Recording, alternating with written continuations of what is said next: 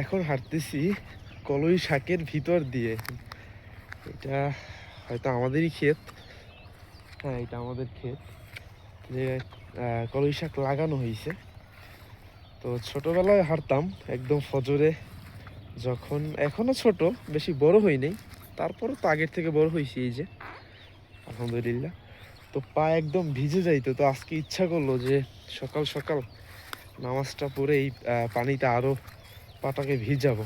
যদিও আমার ঠান্ডার প্রচুর সমস্যা, তারপরও কারণ মনে পড়ে গেছে যে ছোটবেলায় তো মক্তবে যাওয়ার আগে একটু শর্টকাট খুঁজতাম, যে ছোট ছিলাম তো রাস্তা থেকে গেলে হয়তো একটু 1 মিনিট বেশি লাগে। আমাদের বাসা থেকে মসজিদ যেতে মিনিমাম 3 মিনিট লাগে। তো পাশ থেকে যদি নেমে যেতাম তাহলে 1.5 থেকে 2 মিনিটের মধ্যে পৌঁছাইতে পারতাম।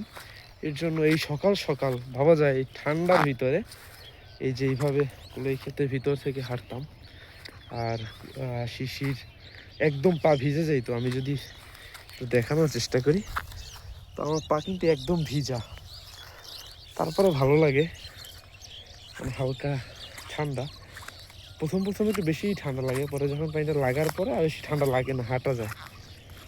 খুবই সুন্দর, খুবই সুন্দর এই এই ফিল, এই অনুভূতি, এটা আসলে পাওয়া সম্ভব নয় অন্য কোথাও থেকে, গ্রামেই বেশি।